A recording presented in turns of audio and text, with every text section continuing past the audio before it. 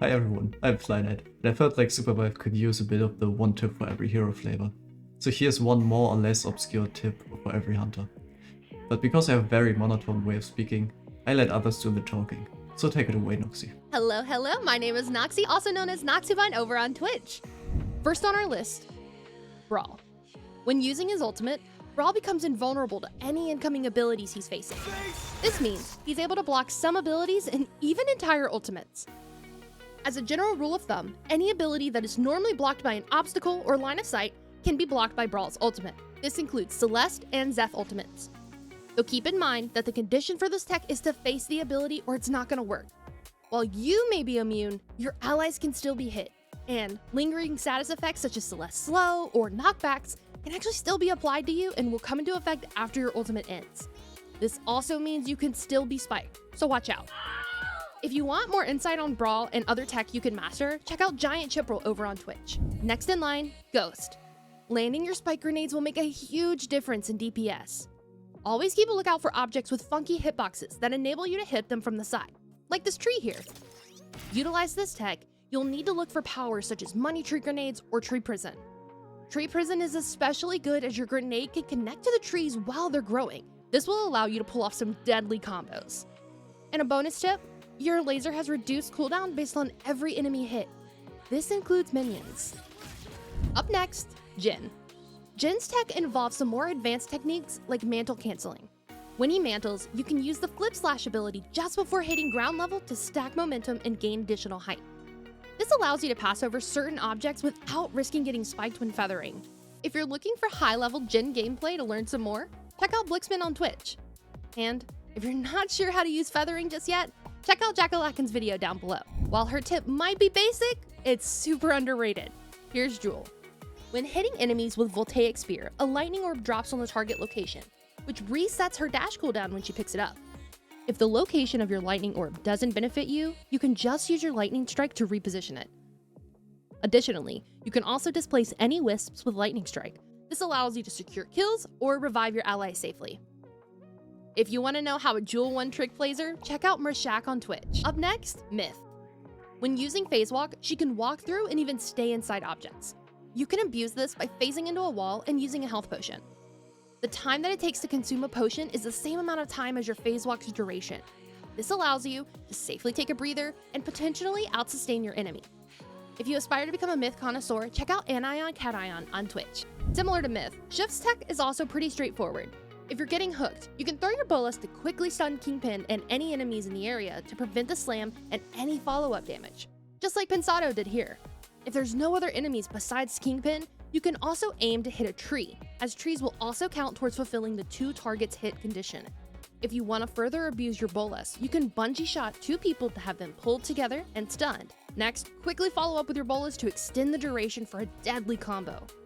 For more Shiv-related content, check out Pensado, who's currently producing music but aims to start streaming soon. In the meantime, you can also watch Lunaris dominate a Shiv on Twitch. Hello everyone, my name's Jack, and over my time playing Supervive, I've peaked rank 16. I've ran extensive testing with different movement mechanics and have a deep understanding of how certain abilities interact with the environment. I'll keep it short and sweet, but like Jhin, Shrike's tech also involves mantling. By channeling your shift a split second before entering a mantle, you will receive the acceleration from a mantle boost and cancel the deceleration phase of a mantle. As a result, your character will go flying into the air diagonally, which if used correctly, can amount to some pretty sick plays. Keep in mind though that the height gained from this tech is directly proportional to how deep into the abyss you started your mantle. That's it for me though, later. Hey everyone, Teldo here, and next up is Bishop zooming through the skies. For this trick, if you manage to get a hold onto hover wings, you're good to go. Use hover wings first, then dash, and follow it up with a left click in the opposite direction of where you want to go to build up momentum. This combo becomes especially powerful when paired with Abyss Specialist, since it will reset your wings, allowing you to keep using the trick as long as you touch the ground between each use. Quick disclaimer though, Abyss Specialist recently got nerfed, taking 50% of your glider gas when used, but it does not affect this trick too much. Hello, my name is Tom Kick, and next in line is our favorite hooker, Kingpin. Because Kingpin has seen a lot of play already, a lot of people might know this, but I think it's worth noting that One of the things you can do while hooking is that you can dash backwards to give yourself more distance between you and the enemy. You can even use some moment related powers to build more distance and extend the hook range and duration. The most potent version of this is the hook rewind combo. Just walk up close enough to hook somebody and then rewind yourself to where you were 5 seconds ago to create long distance between you and the enemy. This way enemies are less likely to interrupt your combo and you can safely commit to an easy kill. For more educational Kingpin content, make sure to check out Tomcake on Twitch and YouTube. Say hi to Felix. His tech involves his ultimate, and you guessed it, momentum stacking. If you want to go simple, you can just pass through loops and stack momentum on your ult and extend the range of your blaze trail. A different version of this involves mantling yet again. If you use your ult right before mantling, you will get launched up into the sky. As Conrath showcased in their video, you can also combo bungee shot and jump pad to build a ramp to launch yourself with. If you want to learn more about similar tech, check out Conrath's video in the description. And if you want to just get good at Felix, check out Adamark or Slay on Twitch. Oath is a pretty down-to-earth, chill guy. But did you know he can gain insane amounts of airtime if you do it right? To pull off this tech, you only need to hold down your LMB and release it when it's fully charged while mid-air. Because Oath launches himself forward when executing the attack, you will not lose as much height. Paired with glider tech and cycling your dash cooldown, you can traverse pretty long distances without ever touching the ground. This allows you to gain advantage in any abyss fights. She might be small, but she's mighty. Elluna's tech is a more honest and simple one. As you know, she can pick up allied wisps to revive them. The only downside is that she will get slowed when doing so. To counteract this, make sure to dash through allies and even allied minions like Brushboard to get a cooldown reduction for each ally hit. Also, you can override the 20% slow by using your glider. Furthermore, keep in mind that even if you use Fate Rewinder, the wisp will stay on you no matter what. As of right now, her passive is bugged though, so when using a jump pad, you will drop the wisp. For more Elluna tips and tricks, check out the Bunny Trio, Noxybun, Synoid, and Chapel on Twitch and YouTube. Hello, I'm Synoid, a top tier support in Supervive. Up next is your favorite twink Zeph. To do this tech, you need to charge up Zeph's dash and jump, then release the dash at the apex of the jump. Doing so will make you gain slight vertical movement, enabling you to take high grounds you otherwise couldn't access.